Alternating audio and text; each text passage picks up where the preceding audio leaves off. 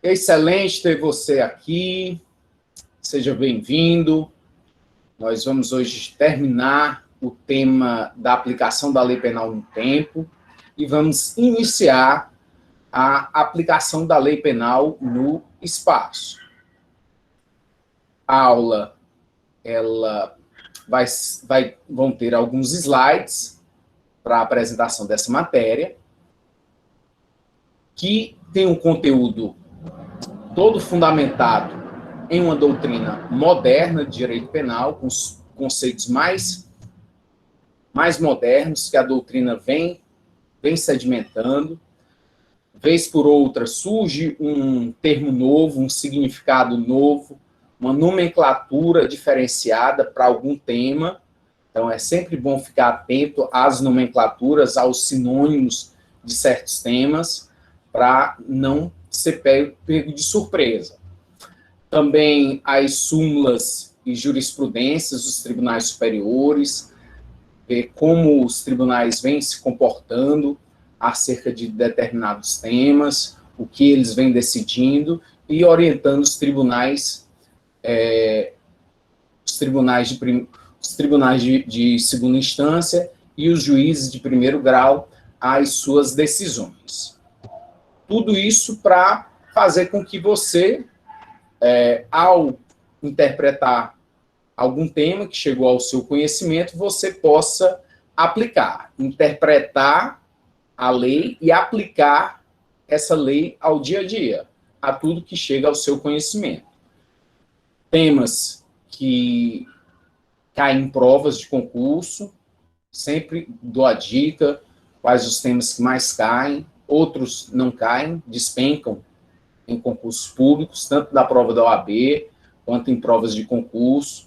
E esse tema, tanto da lei penal no tempo, quanto a lei penal no espaço, são temas que realmente despencam nas provas de concurso. Mas você tem que ser diferenciado, você não pode ser uma pessoa na multidão, porque está todo mundo correndo atrás e você tem que correr à frente de todo mundo. Isso é importante e isso demanda esforço pessoal, foco e determinação. Vamos aqui buscar o slide.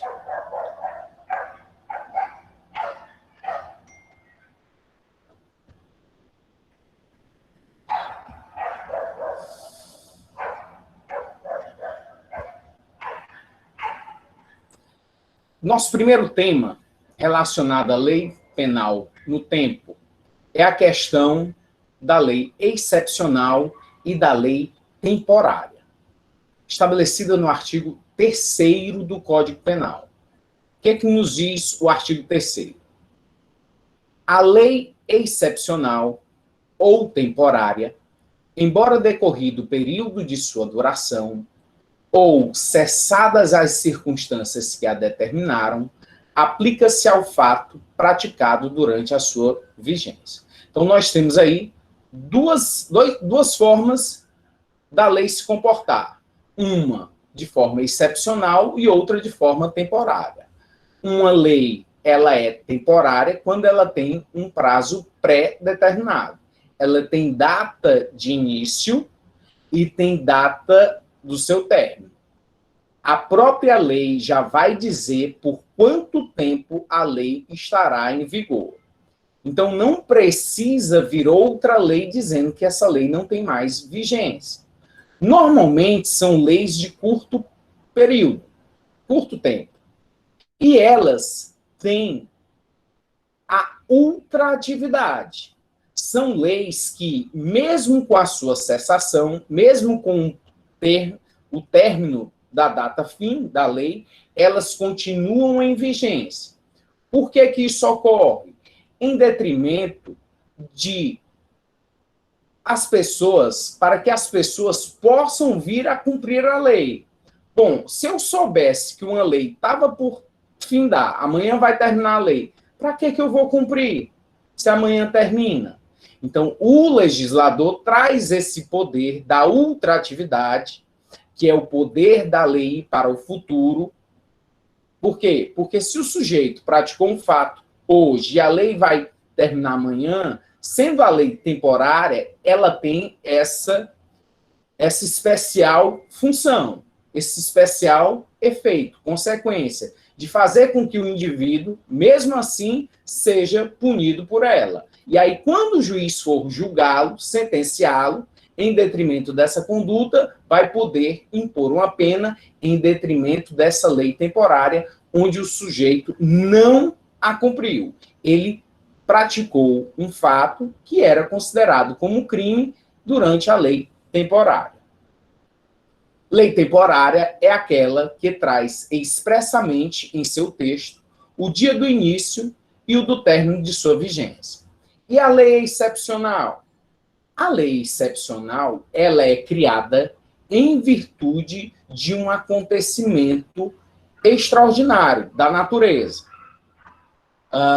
Uma epidemia, um terremoto, uma inundação, situações geradas que fogem às circunstâncias normais podem vir a gerar leis excepcionais. E aí essas leis, elas vão ter data de início, mas o dia do seu término estará condicionado à condição extraordinária, à condição anormal que fez com que fosse necessário trazer uma norma, uma lei excepcional.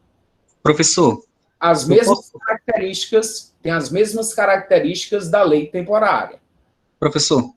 Característica de ter ultratividade, característica de ter curta duração e característica de não ser necessário outra lei para fazer com que essa lei não tenha mais vigor, não tenha mais vigência. Isso, professor, expirado a situação anormal, essa lei não tem mais nenhuma utilidade. Lei criada com o fim específico de atender uma situação circunstancial e transitória. Tem alguém na linha? Alguém perguntando? Fique à vontade. Professor, eu posso citar como exemplo uma lei excepcional, a lei do uso da máscara, agora no momento, já que está tão em evidência? Como? Não ouvi. A lei com relação ao uso de máscara. Pois não. A lei com relação ao uso da máscara, professor. Certo. É um exemplo de lei excepcional? Sim, é uma lei que pode ter essa circunstância de excepcionalidade. Uma lei criada em detrimento de uma pandemia, como essa do coronavírus, em que o legislador pode atribuir o crime aos médicos que não notificarem ao Ministério da Saúde os casos de coronavírus, trazendo a esse crime um aumento de pena, uma pena bem mais severa. É possível? Seria possível, seria um exemplo. A questão do uso de máscara está condicionada a questões administrativas. Não veio nenhuma lei prevendo a questão do uso de máscara com sanção com sanção penal, trazendo a não utilização de máscara com pena privativa de liberdade ou restritiva de direito ou multa. Ficou só na seara administrativa, com a possibilidade de o sujeito vir a ser punido com multa administrativa. A Ingrid está fazendo uma pergunta também. Boa tarde, Ingrid. Obrigado, Geobson, pela pergunta. Ingrid, professor, ainda em relação à prova, o conteúdo cobrado vai até o conteúdo dado na última aula. Haja visto que não acabou os slides desta parte. Exatamente, Ingrid, perfeito. O conteúdo da prova vai até a aula passada, o conteúdo desta aula não cai nessa prova. Obrigado pela pergunta, fica esclarecido. Então, leis temporárias, leis excepcionais, a lei temporária, data de vigência pré-ordenada. Imaginar aí que a lei que foi criada para a Copa do Mundo teve um prazo pré-determinado, dia do início dos jogos até uma data final pré-estabelecida e que pontuasse lá pessoas que ingerissem bebida alcoólica dentro do estádio, pessoas que invadissem o campo. Então, brigas dentro do estádio. Poderia ter tido uma punição mais elevada, poderia ter tido uma alteração em relação a dispositivos penais que estariam vigendo apenas durante aquele período, porque seria caso de lei temporária, com data pré-fixada, tempo de vigência, tempo de duração, e a principal característica, tanto das leis temporárias quanto das leis excepcionais, é esse caráter da ultraatividade. Alcança o sujeito como um carrapato. Então, o médico que não notificou aquela doença, sabendo, essa epidemia está para acabar, então não vou levar o meu paciente a constrangimento, notificar o Ministério da Saúde o nome dele, não vou fazer isso. E a punição bem mais elevada. Quando ele fosse ser sentenciado pelo juiz, em detrimento do crime praticado durante a lei excepcional, ou se fosse uma lei temporária, ele iria responder mesmo com a punição mais severa. Não estaria aí a possibilidade do princípio da retroatividade benéfica, porque não tem mais vigência aquela lei temporária ou excepcional, agora já tem outra lei, e essa lei teria o poder de retroagir beneficamente. Não porque a excepcionalidade em relação às leis temporárias e excepcionais de ter esse poder de ultraatividade. Exemplos de leis excepcionais, lei excepcional em sentido amplo, uma situação de emergência, de guerra, calamidade, epidemia, e aí vai perdurar durante todo o período excepcional. Tem data de início, mas não tem data de término, sendo condicionado à situação que a gerou. Imaginando aí uma inundação. É muito comum na época de casas alagadas virem pessoas para praticarem arrombamentos. Eles aproveitam que não tem ninguém na residência, arrombam a casa para retirar pertences. Por isso é que muitas pessoas acabam ficando lá em cima do telhado, vigiando durante toda a madrugada, com medo desses indivíduos. Poderia haver uma lei excepcional para aquele período, elevando a punição desse crime. Seria um exemplo de possibilidade de lei excepcional que condicionam a sua eficácia a condições que a determinaram. Guerra, epidemia, assim vai. As principais características, vamos sedimentar esse entendimento, autorrevogáveis, não precisa de outra lei para revogar, porque elas por si só já têm data fixa, pré-definida na lei temporária, e a lei excepcional findando aquilo que deu origem a ela, foge à regra, pois o normal é que outra lei revogue a anterior. Ultraatividade age mesmo após a sua revogação, mesmo após sua autorrevogação, e ainda que prejudique o agente. Leis de curta duração. Essas são as três principais características das leis temporárias e das leis excepcionais. O fundamento. Esse dispositivo visa impedir que, tratando-se de leis previamente limitadas no tempo, possam ser frustradas as suas sanções por expedientes astuciosos, no sentido de retardamento dos processos penais. Eu, sabendo que a lei ia ser temporária, excepcional, ficaria ali procrastinando, ficaria impetrando recursos, fazendo com que o processo fosse bem demorado, para o quê? Para quando findassem a lei, já que a lei não está mais vigendo, vai ter o princípio da retroatividade da lei benéfica. Então, como essa lei não tem mais vigência, como eu vou ser alcançado? Para evitar essa possibilidade, é que as leis excepcionais e temporárias, conforme o preceito do artigo 3º do Código Penal, elas gozam e têm a ultratividade, esse poder de ir para o futuro e alcançar o sujeito mesmo com o fim da pena.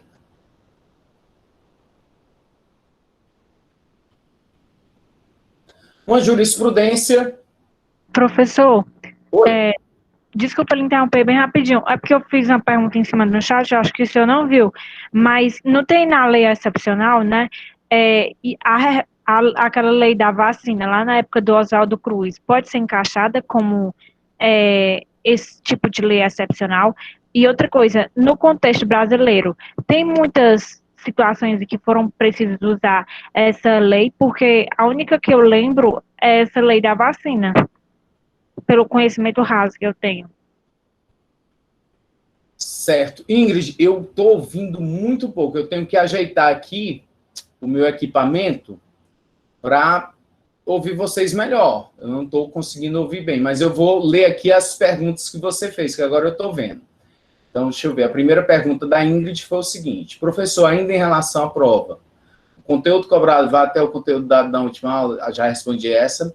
A outra pergunta, Ingrid, foi: professor, nessa lei excepcional, pode ser classificada a lei da vacina, em que houve a revolta da vacina na época do Oswaldo Cruz?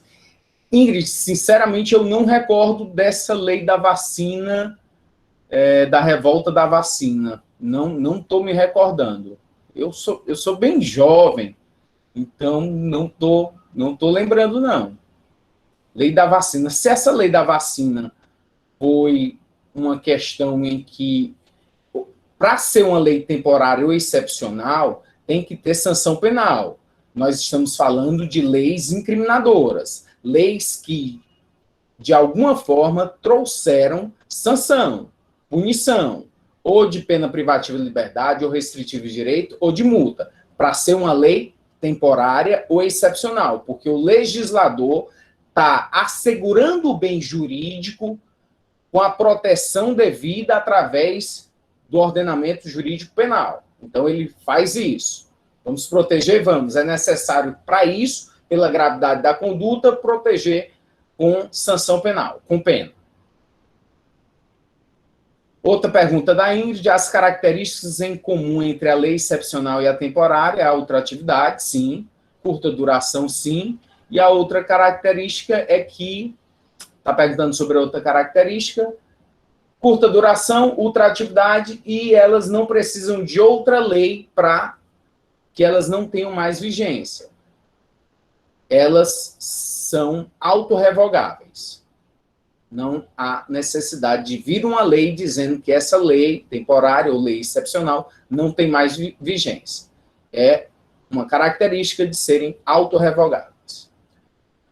A Ingrid, mais uma pergunta: no contexto brasileiro, já tiveram que recorrer muitas vezes às leis excepcionais? Algumas vezes foi necessário ao longo do tempo. Gabriel está dando um exemplo até em forma de pergunta, exemplo do lockdown. O lockdown poderia ter essa repercussão, mas não teve nenhuma descrição em relação ao confinamento de sanção penal. Não teve. Mas as questões relacionadas a lockdown, a questões excepcionais, poderia haver a edição de uma lei prevendo descrição de crimes para poder proteger o bem jurídico tutelado, que é a saúde pública. Ok? Se não conseguir responder as perguntas adequadamente, vocês postem aí de novo que eu tento aqui dar outros exemplos para facilitar. Vamos aqui a uma jurisprudência. Jurisprudência é essa do Supremo Tribunal Federal, do STF. O Supremo Tribunal Federal julgou um recurso extraordinário no qual foi reconhecida a repercussão geral, declarando que lei excepcional e temporária não tem retroatividade, tem ultraatividade. em face da regra do artigo 3º do Código Penal. No caso julgado, o réu cometeu o crime de posse de arma, previsto no artigo 12 do Estatuto do Desarmamento, Lei número 10.823 de 2003, em 27/12/2007. Fora do prazo de vigência de qualquer das leis que abriram período para a regularização dos registros das armas de uso permitido dos seus proprietários e possuidores. As leis número tais, foram leis temporárias, que não retroagem no tempo, uma vez que só têm vigência no período por elas pré-estabelecido. Vou explicar essa jurisprudência do Supremo Tribunal Federal. Teve um período, alguns períodos, em que a União editou leis possibilitando às pessoas de elas entregarem armas. E essa entrega voluntária da arma não implicaria em qualquer sequela punitiva, qualquer questão processual penal. O Estado, querendo desarmar a população, permitiu, portanto, que você te levasse ao Estado, lá na Polícia Federal, na Polícia Civil, levasse a sua arma. E aí você entrega a sua arma. Entregou a arma? Massa. Ei, você tá com essa arma não tem registro, tá raspada, não tem problema. O Estado ainda pagava a quem entregasse a arma. Beleza. Então, teve um período para isso. Esse período foi um período pré-determinado, pré-fixado. Teve dia de início e dia do fim, para que a pessoa entregasse a arma.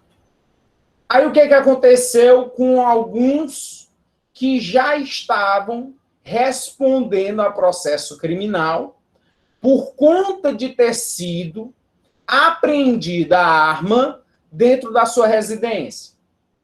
Eles entenderam, olha, tem que haver a retroatividade da lei benéfica, porque se a lei está dizendo que eu posso entregar a arma, é justo que a arma que estava na minha casa eu não seja punido, porque eu poderia ter entregue. As defesas intentaram recursos para absolvição, mas o Supremo Tribunal Federal disse não, negativo. E eu, Supremo Tribunal Federal, não entendo dessa forma. Por quê? Porque essa lei, ela era uma lei temporária. Ela não tinha o poder de retroagir para beneficiar. A única coisa que a lei temporária tem é o poder da ultratividade, de ir para o futuro. Então, essa foi a decisão do Supremo Tribunal Federal, nesse caso específico.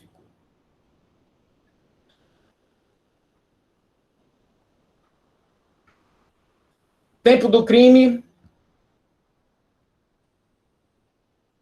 Vamos aqui para o tempo do crime. Em relação ao tempo do crime, existem três teorias. Teoria da atividade, teoria mista ou da ubiquidade e a teoria do resultado, para explicar o tempo do crime. Tempo do crime. O que é o tempo do crime? É o segundo, é o instante, é o momento em que o crime foi praticado. É importante saber em que momento foi praticado? Claro que é. Mas vão se resolver várias questões a partir do momento que você sabe exatamente quando foi praticado o crime. Por exemplo, um menino de 17 anos, menor, ele atira em uma pessoa. Atirou na pessoa. E aí, daqui a 4 meses, essa pessoa lá no hospital, na UTI, só daqui a 4 meses é que ela morre. Quando essa pessoa morreu, esse menino de 17 anos já está com 18 anos, já é imputável. E aí você fica pensando, ele vai responder como menor ou como imputável, como maior? Porque o tempo do crime, o tempo da ação, quando ele atirou, ele era menor. Mas no tempo do resultado, quando o resultado realmente aconteceu, que é a morte, fazendo com que o crime de homicídio venha à forma consumada, foi outro. Então você tem dois momentos distintos. O que aplicar? Se nós tivéssemos adotado a teoria do resultado, iria prevalecer o dia do resultado. Se nós adotarmos a teoria da ação ou da atividade, é o dia, esse dia que conta, o dia que ele atirou. E poderia também adotar uma teoria mista, que englobasse tanto a atividade quanto o resultado, que é a teoria mista ou da ubiquidade. E aí, tanto faz. Ou o resultado ou a ação será considerado todos os dois marcos para o tempo do crime. Professor, tá bom, tem 3 teorias. Ótimo, entendi as 3. Uma da atividade, que é a ação, uma do resultado, quando o resultado ocorre, e uma que pega as duas, que é essa teoria da ubiquidade ou mista. Qual, afinal, a teoria que o legislador brasileiro adotou? Teoria da atividade, ou teoria da ação. Teoria da atividade foi adotada pelo legislador brasileiro. Professor, é adivinhação? Não. Está no artigo 4º do Código Penal, que diz o seguinte, em relação ao momento do crime. Considera-se praticado o crime no momento da ação ou omissão, ainda que outro seja o momento do resultado. Para o legislador brasileiro, o crime pode se dar de forma omissiva, através de uma não ação, ou através de uma ação, de uma forma comissiva. Eu atirar ou eu deixar de fazer algo e acabe resultando a morte de uma pessoa. Tanto a ação quanto a omissão são penalmente relevantes. O legislador adota a teoria da atividade, dizendo que é importante o momento da ação ou da omissão. Não importa o dia do resultado para a teoria do tempo do crime, para você saber qual a data do crime, qual o momento do crime. Teoria da atividade, da ação. Não importa o resultado, o que vai importar é o momento da ação ou da omissão para você saber quando foi praticado o crime. Tempo do crime. Essa teoria da atividade, que está aí estabelecida no artigo 4º do Código Penal, considera que o momento da conduta é que o indivíduo exterioriza a sua vontade, violando o preceito proibitivo. É o momento que ele viola o preceito, é o momento que ele tem a intenção de fazer alguma coisa. Outro momento, que é o momento de resultado, pode ser que ele não consiga reverter, porque o resultado vai se dar daqui a 1 mês, daqui a 3 meses, 4 meses, ele não tenha mais condição de reverter o que ele fez antes. Então, o que vai importar é o momento que ele praticou o ato ou o momento que ele deixou de fazer alguma coisa, através da ação ou da omissão, que é considerado crime. Evita o absurdo de uma conduta praticada licitamente, sob o império de uma lei, poder ser considerada crime, em razão de o resultado vir a produzir-se sob o império de outra lei incriminadora. Um exemplo bem elucidativo. O indivíduo, ele tem uma indústria. E essa indústria, ela leva dejetos, leva muita poluição a um rio, contaminando toda a natureza. Só que até então, não existia lei ambiental. Não tem lei ambiental. O fato, então, é lícito. Pode ser um fato aético, mas, porque eu estou poluindo a natureza, mas não é crime, se não tivesse um tipo penal descrevendo essa conduta. Aí eu, como empresário, dono da indústria, tenho que fazer o quê? Sabendo que haverá uma alteração na lei, que é o vacatio legis, que é o período que todos nós vamos tomar conhecimento, que vai vigorar em breve uma nova lei, eu não quero cometer crime. Eu sou um empresário, sou industrial, tenho a minha indústria, mas não quero cometer crime. Quer dizer que poluir o meio ambiente agora é crime? Então, espera aí que eu vou resolver isso através de novos equipamentos, novos maquinários, para ajeitar a minha indústria e não mais poluir o meio ambiente. Massa? Massa. Ok. Eu parei a minha ação. Eu não estou mais poluindo o rio a partir de agora porque eu botei todo o maquinário. Minha indústria não está. Agora, e todo aquele dejeto, todo aquele esgoto, todos aqueles produtos tóxicos que você jogou durante todos esses anos, vão continuar poluindo a natureza. Mas você é capaz de voltar ao tempo? Não é. E aí é impossível que você faça algo distinto. Então você não pode voltar ao tempo. E o resultado da tua ação, que foi poluir o meio ambiente, ele continua. O meio ambiente continua estando poluído, em detrimento do quê? Da tua ação. Então, o momento da ação foi um, mas o momento do resultado foi outro. E é impossível a ele reverter. Ele pode até tomar medidas para melhorar a qualidade, aí seria a questão civil. Mas, em relação à questão criminal, de responder por crime, não. Em virtude de que o tempo do crime é a teoria da atividade e vai se levar em conta o momento da ação em que foi praticado o crime e não do resultado. Porque o resultado ele está ainda nos dias de hoje, mas a ação foi lá atrás, antes de haver uma lei incriminadora, que foi a lei ambiental.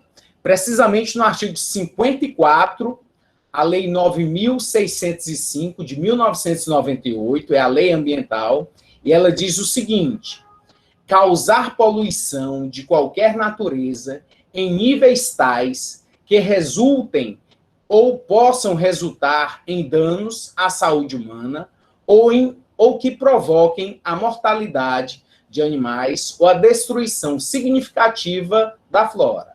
Pena, reclusão de 1 a 4 anos e multa. Outra jurisprudência em relação ao tempo do crime, só para a gente pegar, interpretar a lei, aplicando a lei às situações do dia a dia. Então, você consegue interpretar a lei e aplicar. Tem a lei, tem conhecimento da lei, agora o que você vai fazer? Vai aplicar a lei nas situações do dia a dia, como essa que o Superior Tribunal Militar realizou.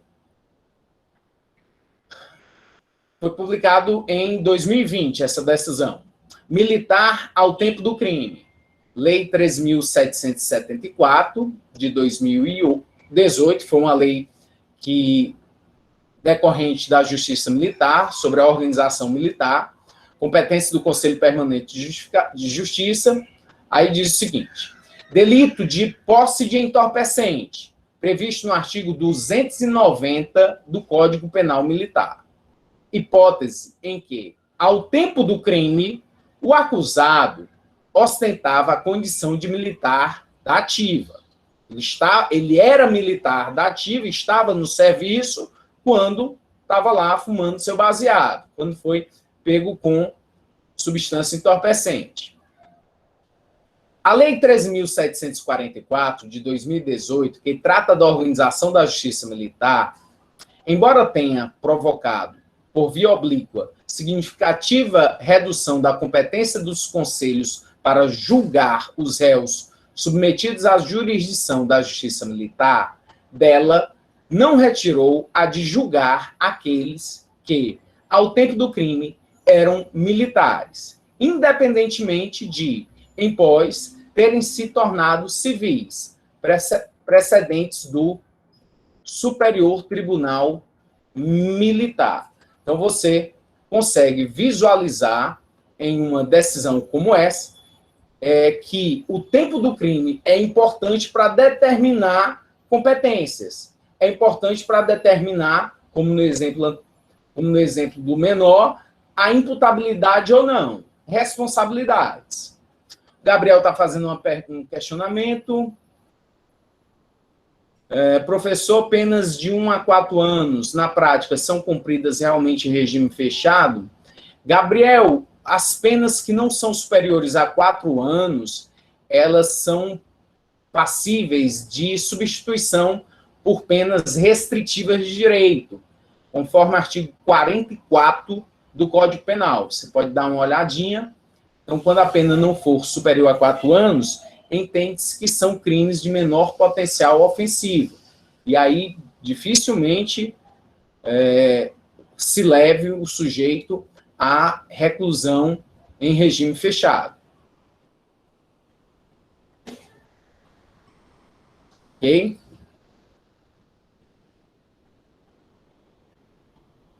Vamos agora à questão da lei penal no espaço. Nós vimos até agora a questão, nessa aula de hoje e na anterior, a lei penal no tempo. Importante, todos aqueles princípios, retroatividade da lei benéfica, irretroatividade da lei maléfica, anterioridade da lei, a questão da ultratividade, todas essas questões foram pontuadas e é necessário um estudo profundo e que você possa acompanhar os slides, ver as jurisprudências para ter bem fixado, porque são questões importantíssimas e temas que caem demais em provas de concurso e na prova da OAB. Vou aqui apresentar já o outro slide, slide número 7, que trata da lei penal no espaço.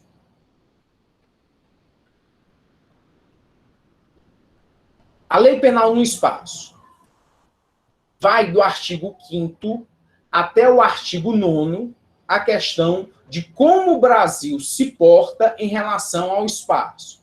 O Brasil vai dizer ao mundo como a sua legislação vigora em relação às pessoas. Os princípios orientadores da aplicação da lei penal no espaço possibilitam definir o campo de atuação do ordenamento jurídico de certos países e territórios. Objetiva definir a competência para decidir questões penais que violem interesses de 2 ou mais países. Então, é possível haver certos conflitos de espaço. Saber se o indivíduo praticou o crime, quando ele pratica o crime em mais de um país. Quando é que a lei penal brasileira ela é competente para julgar, para aplicar essa lei penal brasileira? Crimes ocorridos no estrangeiro, praticados por brasileiro. Quando o Brasil tem essa competência para julgar? Crimes que ocorrem aqui no Brasil e não será possível a aplicação da nossa lei penal. E esses indivíduos que estão lá fora, que cometeram crime aqui, como trazer eles para virem responder pelo que eles fizeram? Todas essas perguntas, elas são respondidas através do estudo da lei penal no espaço. Primeira coisa, a fundamentação. Sempre procure, você tem que sempre procurar dar base de fundamentação, de sustentação aos seus argumentos. E o principal é a gente fazer isso começando pela Constituição Federal. Então, vamos ao texto constitucional e vamos verificar como o Brasil trouxe na sua Bíblia maior, que é a Constituição Federal, nossa Carta Magna, para verificar quais são os princípios, as diretrizes, os vetores que o Brasil tem a se relacionar com os outros países, com o mundo. Artigo 4º do texto constitucional. A República Federativa do Brasil rege-se nas suas relações internacionais pelos seguintes princípios. 1. Independência nacional. 2. Prevalência dos direitos humanos. 3. Autodeterminação dos povos. 4. Não intervenção. A gente não fica invadindo o país. Tem alguma coisa que está repercutindo aqui no Brasil. Vamos resgatar, vamos buscar essa pessoa que está lá no outro país. Não intervenção. As vias são diplomáticas. Não intervenção. Igualdade entre os estados. 6. Defesa da paz. 7. Solução pacífica dos conflitos. 8. Repúdio ao terrorismo e ao racismo. 9. Cooperação entre os povos para o progresso da humanidade. E 10. Concessão de asilo político. Parágrafo único. A República Federativa do Brasil buscará a integração econômica, política, social e cultural dos povos da América Latina, visando a formação de uma comunidade latino-americana de nações. Possibilidades em relação a esse estudo da lei penal no espaço. Nós vamos ver as três principais. É o quê? É a territorialidade.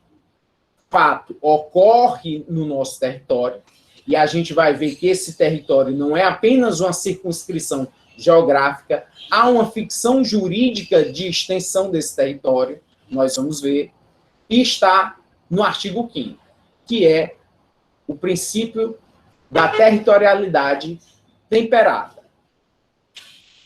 Crimes ocorridos no território nacional, regra, aplicação da lei penal brasileira. Se alguém cometer um crime aqui, será punido por nossa legislação por uma questão de soberania. A aplicação do direito penal é uma forma de demonstrar a soberania de um Estado. De quê? De que eu tenho leis, as minhas leis devem ser respeitadas, e se não forem respeitadas, os sujeitos serão punidos. Outra possibilidade que nós vamos estudar aqui é a extraterritorialidade. O que vem a ser essa tal de extraterritorialidade? É a possibilidade de aplicação da lei penal brasileira a crime ocorrido fora do nosso território. O sujeito praticou um crime fora do nosso território. E mesmo assim, a nossa legislação brasileira vai poder incidir sobre esse sujeito e ter a possibilidade dele vir a ser punido. Está no artigo 7º, parágrafo 1º e 2º do artigo 7º, essas possibilidades. E aí a lei aplicável é a brasileira. E aí a intraterritorialidade. O que vem a ser a intraterritorialidade? É a exceção à regra da territorialidade. Porque a nossa territorialidade não é absoluta. Permite o quê? Exceção a essa regra. Então, casos ocorridos dentro do Brasil, quem vai poder julgar é a lei estrangeira, a lei de outro país. O caso aconteceu onde? No Brasil. Lei penal brasileira pode julgar? Não. Quem é que julga? Lei estrangeira. Que caso é esse, então? Que fenômeno é esse? Intraterritorialidade. Esse é o fenômeno da intraterritorialidade. Fato ocorre no Brasil, mas a lei aplicável é a estrangeira, que é exemplo das imunidades diplomáticas, do Tribunal Penal Internacional, e tudo isso a gente vai fazer o quê? Estudar profundamente, trazendo doutrina moderna, trazendo jurisprudência e aplicando os fatos que chegam ao conhecimento à lei penal. Artigo 5º do Código Penal. Princípio adotado pelo Brasil. Vamos lá. O artigo 5º do texto penal diz o seguinte: aplica-se a lei brasileira sem prejuízo de convenções, tratados e regras de direito internacional ao crime cometido no território nacional. Se o Brasil tivesse adotado o princípio da territorialidade absoluta, o texto do artigo 5º seria só este aqui, ó. Aplica-se a lei brasileira ao crime cometido no território nacional. Estaria simples. Então, todo crime que ocorrer aqui no Brasil, lei penal brasileira, acabou a conversa. Seja dois estrangeiros, vítima estrangeira, autor estrangeiro, cometeram um crime aqui dentro, soberania do nosso Estado, lei penal brasileira. Crime ocorrido no território brasileiro, lei penal brasileira. Mas o texto do artigo 5º não é esse. O texto do artigo, ele prevê exceção a essa regra. E essa exceção é chamada de territorialidade temperada, relativa ou mitigada. Por quê?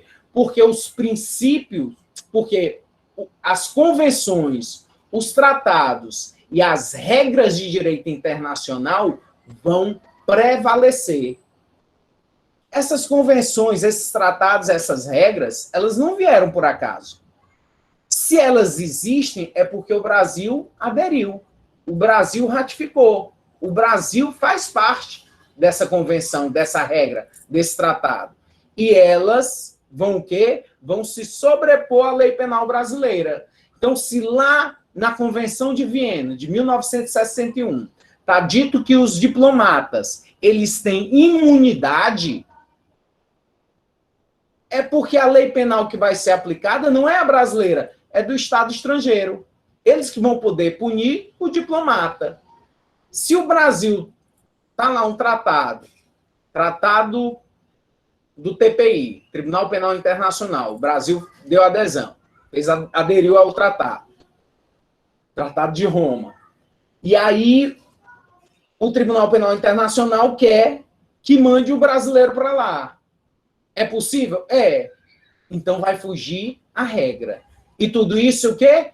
A gente está estudando agora. Vai estudar aos poucos todas essas limitações, todas essas regras, para se saber exatamente como o Brasil ele se porta nessas relações internacionais. Exceções à territorialidade absoluta, é a imunidade diplomática, o Tribunal Penal Internacional, o TPI, que é subsidiário, hipóteses de intraterritorialidade, aplicação da lei estrangeira ao fato praticado no território nacional, ou seja, o inverso de extraterritorialidade.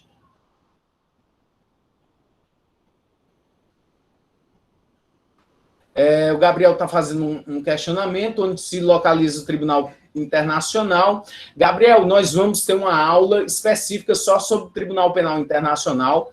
Obrigado aí pela pergunta. Mas se localiza em Haia, na Holanda. Então, é lá a localização do Tribunal Penal Internacional. Nós vamos, quando estivermos falando sobre o Tribunal Penal Internacional, vamos ver os crimes que abrange, a competência, onde é que os presos ficam, se o Brasil realmente é obrigado a entregar o seu nacional, tudo isso a gente vê. O Bruno está fazendo um questionamento. Olá, Bruno. Obrigado pela pergunta.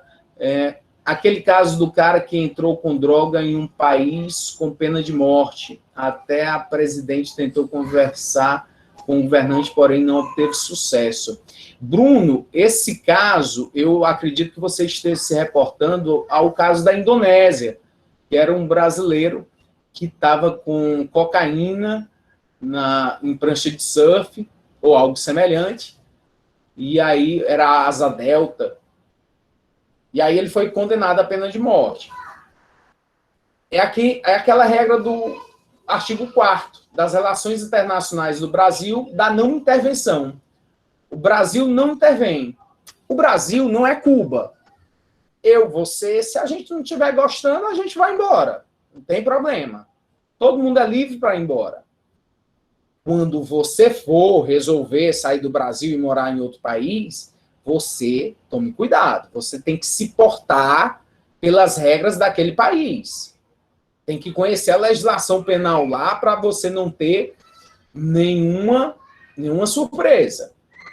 Esse rapaz foi lá, traficando drogas, foi pego pela polícia da Indonésia e, após a sentença penal foi de pena de morte. E aí? O que o Brasil pôde fazer? Relações internacionais, diplomacia, para tentar minorar. Vamos tentar aí ver uma pena perpétua em vez de matar ele.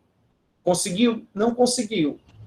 Será que o Brasil ia intervir, ia pegar policiais federais para buscar esse indivíduo lá? Não. Olha, o Brasil já não está dando conta nem dos processos, nem dos criminosos que estão aqui no Brasil. Quanto mais a gente está atrás de criminoso que está brasileiro lá fora, cometendo crime. Aí não tinha justiça que chegasse. Essas possibilidades a gente vai ver no artigo 7º do Código Penal. Crime praticado no estrangeiro, fora do nosso território, e a possibilidade de vir a haver a punição. A Ana Thaís está comentando, misericórdia, imagina o desespero desse homem, o dinheiro sem futuro. Com certeza, Ana. E antigamente, lá na Indonésia, ainda tinha, Ana, a pena de pata de elefante. Colocava o sujeito amarrado, os braços, pernas, aí vinha o domador do elefante, trazendo o elefante até a pata do elefante bater na cabeça do sujeito, que era esmagada. Aí é mais misericórdia ainda, né, Ana? Pena de pata de elefante, lá da Indonésia. Virgínia. Então, vamos aqui. Por isso é que naquele estudo que a gente fez em relação à história do direito penal, a primeira coisa que eu fiz foi alertar sobre essa questão de evolução do direito penal. Evolução, às vezes, não existe. Ainda do tempo da barbárie. Olha aqui um português que estava aqui, morando aqui em Fortaleza, ficou bastante conhecido, Militão. Luiz Miguel Militão Guerreiro, mentor da chacina dos portugueses, onde, juntamente com outros 4 homens, assassinaram 6 empresários portugueses, enterrados vivos na barraca Vela Latina, na Praia do Futuro, em 2001. Foram presos em 2002, escreveu um livro em primeira pessoa que sua situação de miséria, dívidas e falta de perspectivas em Portugal e no Brasil o levaram a arquitetar o crime. Então, esse português, ele se fez de amigo de alguns outros patrícios dele e resolveu tirar o dinheiro, cartões de crédito, gastar, levou todos a uma barraca de praia, ali na Praia do Futuro, dizendo que ia já levá-los para encontros sexuais, e eles todos foram surpreendidos com ele e outros que mataram covardemente esses portugueses. Esse caso serve para ilustrar o quê? Militão continua preso aqui em Fortaleza, no presídio, e a justiça foi feita. Português, estrangeiro, sendo julgado pela lei penal brasileira. Ele decidiu estar aqui no Brasil? Sim. Tinha que respeitar as leis locais? Ok. Então, ele vai ter que cumprir a pena, ser condenado e cumprir a pena aqui no Brasil. A não ser, lá mais na frente nós vamos ver, que o Brasil celebre um tratado internacional de troca de presos. É possível haver um tratado internacional de transferência de presos? Sim. Transfere o Militão para lá, para Portugal, ele cumpre a pena. Que pena? Pena portuguesa? Não, a pena aqui do Brasil. Mas fica lá tudo escrito no tratado, em relação a essa transferência de presos, que nós vamos ver mais à frente, essa possibilidade. Mas a lei penal brasileira, ela é aplicada em detrimento da nossa soberania, porque ele transgrediu leis penais brasileiras, portanto, merece ser punido.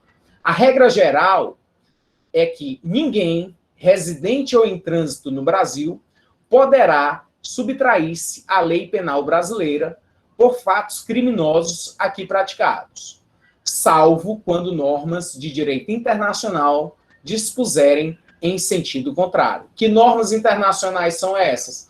Tratados, regras e convenções de direito internacional que o Brasil tenha feito parte. Aí vai prevalecer sobre a regra geral, que é a aplicação da lei penal brasileira. O território brasileiro, ele não é apenas essa circunscrição geográfica que a gente visualiza. Não. Existe também uma ficção jurídica de que essa terra, esse espaço territorial brasileiro, vai além. Como? Vamos lá. O solo abrange os rios, os lagos, os mares existentes no território. O subsolo, até o centro do planeta. Mar territorial, até 12 milhas náuticas. 12 milhas náuticas corresponde a cerca de 22 quilômetros. Então, você pega a costa do Brasil e vai 12 milhas náuticas. É uma ficção jurídica. Você vai entender que nesse espaço é território brasileiro. Então, quem estiver chegando ou quem estiver ali nesse espaço é como se estivesse em solo brasileiro. Aplicação da lei penal brasileira. Não confundir, porque existem também outros espaços, que é zona econômica, zona que o Brasil tem a condição de explorar, que é zona econômica, que tem a plataforma continental, zona econômica exclusiva. Todos esses espaços não influenciam na questão penal. Questão penal, 12 milhas náuticas. E isso é uma convenção internacional que foi ratificada pela Lei 8.617, de 1993. Todos os outros países também têm essas 12 milhas. Então, chegou nesse espaço, território daquele país. Está nesse nosso espaço de 12 milhas náuticas, território do nosso país.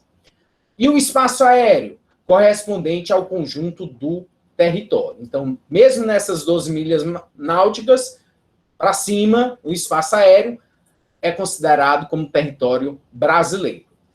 O espaço aéreo brasileiro, coluna de ar atmosférica até 480 quilômetros de altura. A Lei 7.565 de 1986, no artigo 11, diz que o Brasil exerce completa e exclusiva soberania sobre o espaço aéreo acima de seu território e mar territorial. Artigo 5º, parágrafo 1º.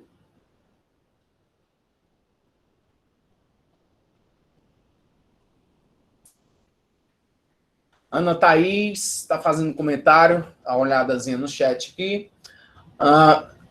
Amigo, se fosse assim, começa a aprender gente lá de Brasília, porque se eles fizessem o que era para ser feito, não teria tanta desigualdade, porque gente rica ninguém quer aprender, mas pobre, é verdade, Ana Thaís, é terrível. E a gente vai ver aqui, nessa questão da aplicação da lei penal no espaço, a gente vê também a aplicação da lei penal em relação às pessoas. E aí, Ana Thaís, você vai ficar muito feliz com as imunidades que os parlamentares têm. Sabe por que eles têm? Porque foram eles que criaram, e eles podem criar imunidades. E aí você vai ver o tanto de prerrogativa que os deputados e senadores, eles têm. Professor, deixa eu interromper aqui a aula, que eu interrompo Oi? demais. Deixa eu interromper aqui a aula. Ave Maria, para que coisa mais revoltante do que aquele caso daquele empresário que violentou aquela menina numa festa. Que eu não sei, eu nem estou por dentro, não sei de nome nem nada, mas vi a história que a menina foi para uma festa, essas festas de alto padrão, e aí um cara de mais ou menos 40 e poucos anos violentou uma menina, a menina estava bêbada dentro dessa festa. Eu não sei o nome do caso, gente, quem souber fala aí. Mas a justiça inocentou o cara, porque o cara é empresário, podre de rico, e aí não teve justiça de nada nesse caso. E a menina, os áudios que a menina passa para o pai dela, quando ela, depois que ela sai do local, a menina completamente transtornada, drogada, sei lá, fora de si, a Mari Ferrer, é isso mesmo. E nada aconteceu, no caso. A justiça mesmo chancelou a impunidade. Então, assim, lógico que eu não sou a favor dessa teoria de porque não existe justiça no Brasil, não sei o que, não sei o que. Eu acredito que existe a autonomia dos profissionais, né? A legislação está aí para ser cumprida. Agora, quem é que tem o juiz que tem que ser, como é que se diz? Decidido em aplicar uma pena para quem, independentemente da pessoa, mas pelo crime que ela cometeu. Perfeito. Muitas vezes a gente fica num sentimento de um sentimento muito ruim de não poder fazer nada em relação a certas coisas, certas injustiças que ocorrem.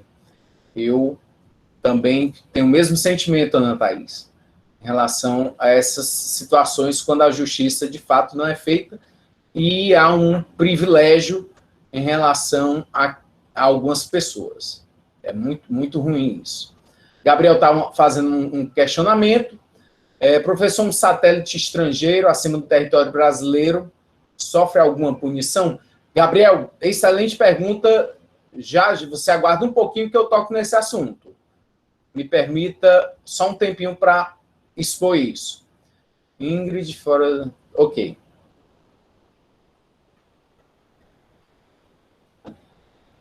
Respondo já, Gabriel. Beleza, excelente pergunta. Vamos aqui ao artigo 5º, parágrafo 1º. O que é que ele diz? Considera-se como extensão do território nacional as embarcações e aeronaves brasileiras, de natureza pública ou a serviço do governo brasileiro, onde quer que se encontrem. Você está diante da primeira regra estabelecida no artigo 5º em relação a embarcações e aeronaves. Quando elas forem de natureza pública, o que são aeronaves e embarcações de natureza pública? São aquelas a serviço do governo brasileiro. É um navio ou aeronave de guerra, é um navio ou aeronave que está transportando uma comitiva oficial do governo brasileiro. Todas essas que estão ali em uma questão oficial do governo brasileiro, representando o nosso país de forma oficial, e não é um navio de cabotagem da Petrobras. Esse não tem natureza pública. Esse é de dinheiro, mas não representa o nosso país. Não é extensão do nosso país. As aeronaves e embarcações de natureza pública, quer sejam a serviço do governo brasileiro, quer sejam militares, onde quer que se encontrem, são consideradas como território nacional. É como se tivesse a terra do nosso território, fosse uma extensão ali mesmo do nosso território, e qualquer lugar, onde quer que estejam, será considerado nosso território, crime ocorrido lá, lei penal brasileira. Professor, mas foi um estrangeiro que matou outro estrangeiro dentro de um navio brasileiro de natureza pública. Lei penal brasileira. Lei penal brasileira. Basta ter ocorrido dentro do navio ou da aeronave que a lei penal é a brasileira, sendo esse navio ou embarcação de natureza pública. A natureza é pública, então faz parte do nosso território, onde quer que esteja. Pode estar em outro território, mas sendo lá dentro da aeronave ou da embarcação, considera como lei penal brasileira, porque está em nosso território. Princípio da territorialidade. É território nosso. Está no artigo 5º? Então, o que está no artigo 5º é princípio da territorialidade. Se o navio ou aeronave de natureza pública está em outro local, é a territorialidade do nosso país. E isso não é invenção brasileira. Todos os demais países eles seguem essa regra. Eles respeitam a natureza pública das aeronaves e embarcações dos outros países. Então, nós também respeitamos quando aeronaves e embarcações de outros países se encontram aqui em nosso território. A regra do artigo 5º, ainda parágrafo 1º, que eu separei, só para facilitar o seu entendimento, para ficar bem claro a natureza pública e a natureza privada das embarcações e das aeronaves. A segunda parte do artigo 5º, parágrafo 1º, diz o seguinte: para os efeitos penais, considera-se como extensão do território nacional as aeronaves e embarcações brasileiras, mercantes ou de propriedade privada, que se achem, respectivamente, no espaço aéreo correspondente ou em alto mar. Embarcação ou aeronave de propriedade particular. São as embarcações aeronaves para turismo, de propriedade privada. Todas essas são o quê? A natureza delas? Privada. Não é pública, é privada. Onde elas estejam, você tem que verificar especificamente o local para saber se comporta ou não a lei penal brasileira. Quando elas estão dentro desse espaço aéreo brasileiro, mar territorial brasileiro, até as 12 milhas náuticas, que corresponde a 22 quilômetros, o que acontecer ali, lei penal brasileira. Em alto mar, o que é o alto mar? Alto mar é um espaço de ninguém. Então, se a aeronave ou a embarcação brasileira esteja em alto mar, lei penal brasileira. Agora, chegou no outro território, aterrissou lá em um aeroporto estrangeiro, entrou nas milhas náuticas de outro país, lei penal daquele país. Vai ter que ser respeitada a lei penal daquele país. A possibilidade de aplicação da lei penal brasileira a crimes ocorridos nessas circunstâncias, a gente vê no artigo 7º, que trata da extraterritorialidade. Possibilidade de aplicação da lei penal brasileira a crimes ocorridos fora do nosso território. É possível? Sim. Mas aí a gente vê as condições de procedibilidade. Mas, em regra, se um navio ou aeronave de natureza privada tiver lá no outro país, lei penal daquele país, não é a lei penal brasileira. Atentos a isso. Professor. Oi. Consegue escutar ou tá baixo? Tá bem baixinho, mas eu vou tentar aqui, Gabriel.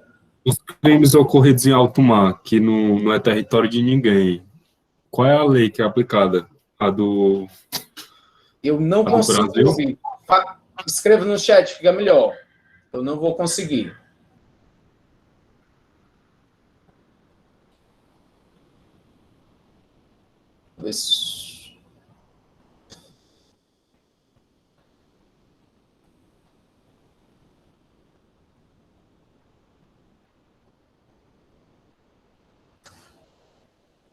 Crimes em alto mar. Ok. Onde o território não é de ninguém.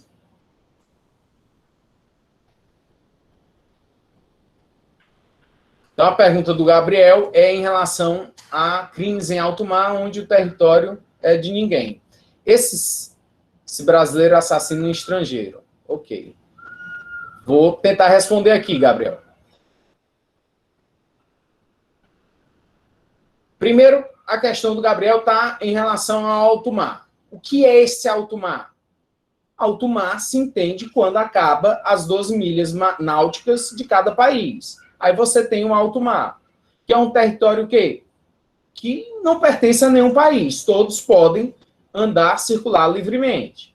Toda parte do mar não incluída na zona econômica exclusiva, no mar territorial ou nas águas interiores de um estado, nem as águas arquipelágicas de um estado arquipélago, está aberto a todos os estados, quer costeiros, quer sem litoral, sendo que a liberdade do mar compreende principalmente a liberdade de navegação, de sobrevoo, de pesca e de colocação de cabos e oleodutos submarinos. Então, o alto mar não pertence a ninguém.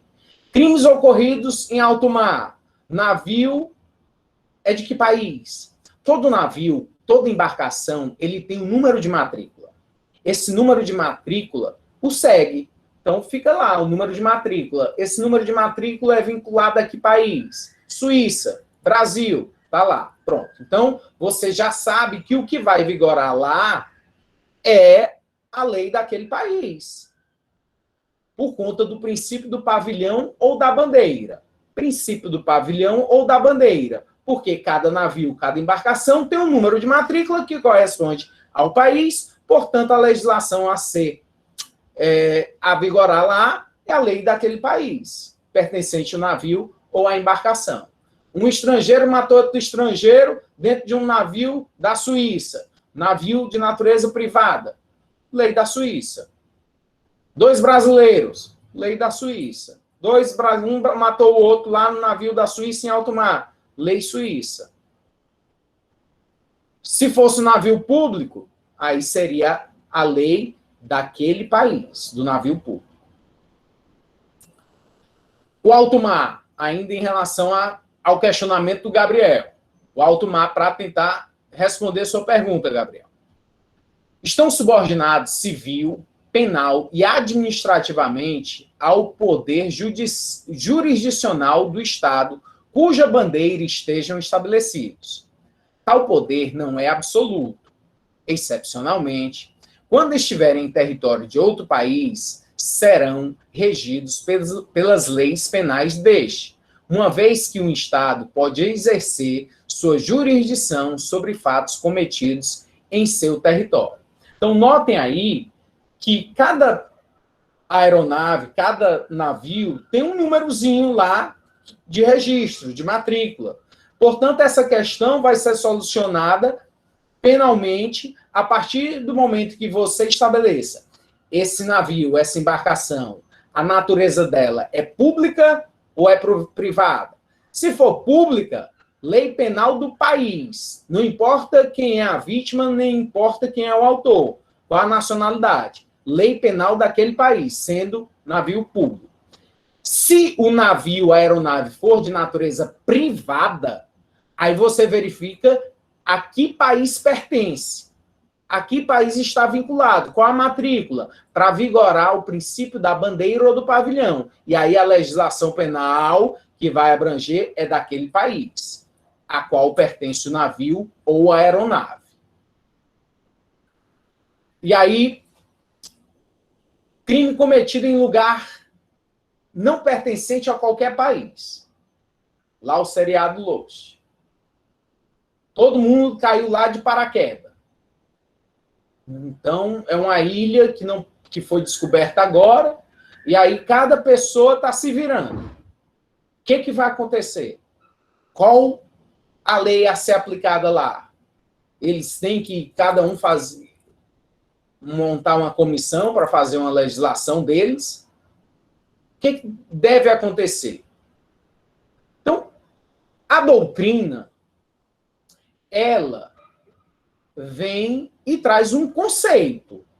Ela traz uma orientação a ser seguida. Que orientação é essa, professor? Que o senhor conseguiu compilar aí de todos os doutrinadores? É a seguinte: é inviável a aplicação do princípio da territorialidade, pois no local inexistem leis postas. Não tem nenhuma lei lá. Como é que vai ser territorialidade se não tinha um território formado, constituído? Segue-se o princípio da nacionalidade do agente. Nacionalidade do agente. Pois o mínimo que se espera é o conhecimento das normas regentes de seu país de origem. Então, a solução mais viável que se encontrou na doutrina é trazer a uma situação hipotética como esta o princípio da nacionalidade do agente, ou seja, ele deve se portar pelas leis do seu país e essa lei do país dele é que vai fazer que incida a persecução penal. Essa seria a solução. Agora, a pergunta do Gabriel, do outro Gabriel, em relação ao espaço, em relação a satélite. Demorou um pouquinho, Gabriel, mas chegou. Espaço cósmico. Como é que se comporta? Vamos lá, um crime lá no espaço, lá na Lua. O que vai acontecer? Qual é a legislação? Tratado sobre exploração e uso do espaço cósmico, inclusive a Lua e outros corpos celestes. É o decreto número 64.362 de 1969. Devem ter em mira o interesse de todos os países, podendo ser utilizado livremente por todos os estados, sem qualquer discriminação, em condições de igualdade e em conformidade com o direito internacional, devendo haver liberdade de acesso a todas as regiões dos corpos celestes. Então, é muito parecido com o alto mar, não é de ninguém. Ah, mas tem lá a aeronave, a espaçonave. Que país pertence a essa espaçonave? Ao Brasil. O Brasil mandou uma aeronave espacial com os tripulantes brasileiros, ou que tinha estrangeiro também. Vai predominar a embarcação, a aeronave de natureza pública. O crime que ocorreu lá, lei penal brasileira. Mas em relação ao ambiente, todo mundo desceu, está lá na Lua, vai se portar em relação à liberdade que se tem dos estados, nenhum tem soberania, não é China, não é Estados Unidos, então pode vigorar o quê? O princípio da nacionalidade do sujeito quando não tem uma vinculação. Vamos aqui outras perguntas. Gustavo está perguntando o seguinte, obrigado, Gustavo. Se for um navio não registrado. Gustavo, essa questão dos navios piratas, ela não, de fato, ela não pode existir. Você vê muito a questão lá dos navios do pessoal da Somália, que são pessoas que se reúnem com a finalidade de saquear navios. Muito conhecido esse fato. E aí, Gustavo, essas pessoas que embarcaram nesse barco, elas pertencem a um país. Não existe um barco que não pertence a nenhum país. Às vezes, o que se tem, por uma questão de pirataria, é tentar dissimular, ou tentar não ter esse registro. Mas está a embarcação vinculada a algum país. Quando acontece isso, parece que o alto mar não é de ninguém. Só você vê várias situações em que grandes embarcações elas já estão ali preparadas com pessoas com artilharia pesada atirando nesses piratas lá da Somália, que teoricamente é navio não registrado, mas não existe, Gustavo, oficialmente navio não registrado, nem a aeronave não registrada. Todo navio, toda aeronave tem que ter registro, se não tiver, está fora da legalidade, e aí essas pessoas devem responder pela lei do seu país. O Elias está dando um exemplo aqui, um exemplo em alto mar. Ocorre um crime, um brasileiro em uma embarcação estrangeira, sendo que a guarda costeira brasileira chega primeiro e conduz a embarcação estrangeira para o Brasil. O que ocorreria? Se for em alto mar e o navio é um navio estrangeiro, o crime ocorreu em alto mar dentro do navio estrangeiro, a competência da lei daquele país. Crime.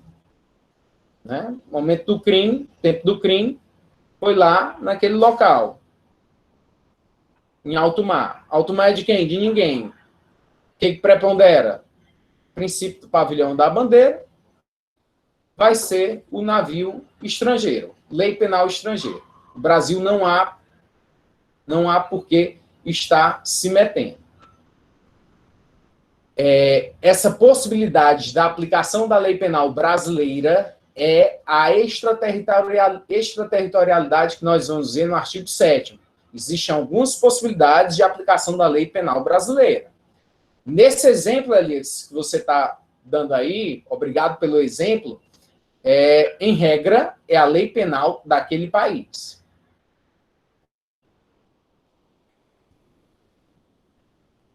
Vamos ver aqui mais perguntas.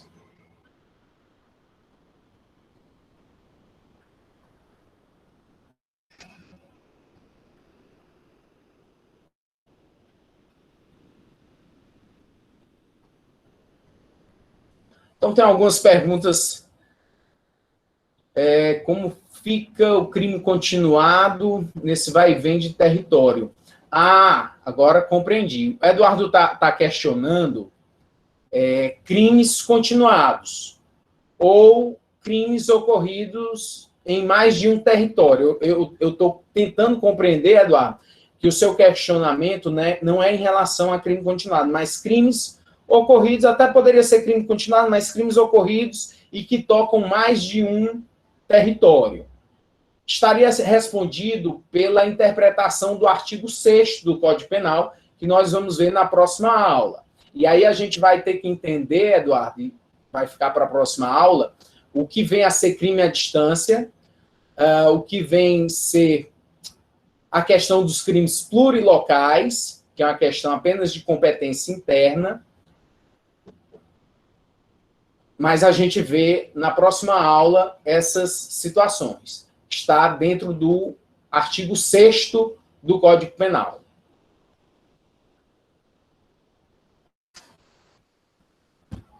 Agradecer a vocês.